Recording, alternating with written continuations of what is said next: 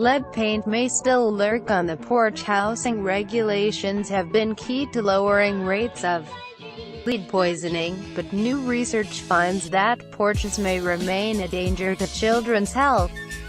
This study shows that porches are an important potential source of lead exposure for children, says study co-author Katrina Korfmacher, director of the Community Outreach and Engagement Core of the University of Rochester Medical Center.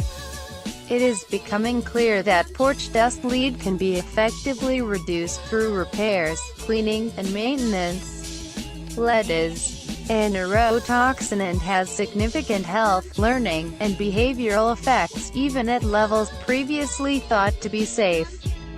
While federal, state, and municipal laws have contributed to a significant decline in the overall levels of childhood lead poisoning, rates remain high in some communities, particularly low-income urban areas with older rental housing. An estimated 19% of homes in the United States contain lead paint hazards. This number rises to 35% in the homes of individuals below the poverty line. In Rochester, New York, where the study was conducted, more than 86% of the housing stock was constructed prior to the ban on lead paint in 1978.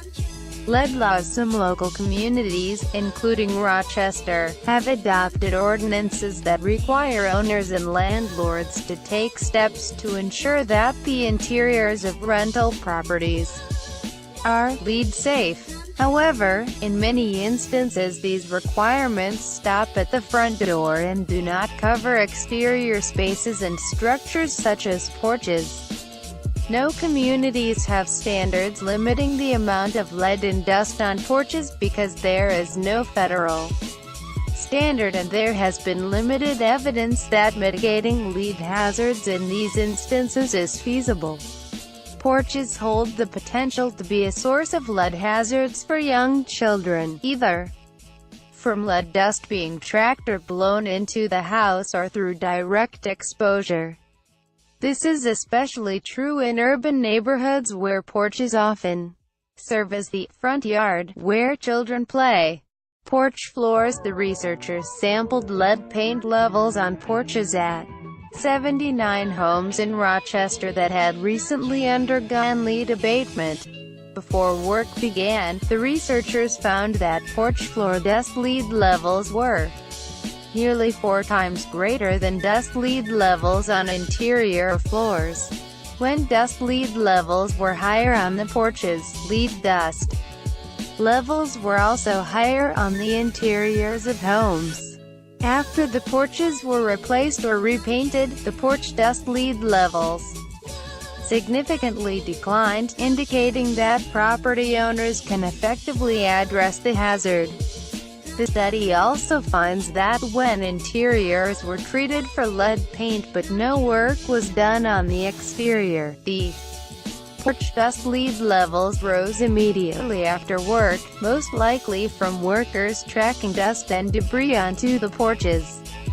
These findings appear to indicate that steps taken to make the interior of homes more lead safe may inadvertently be causing the porches to become more hazardous.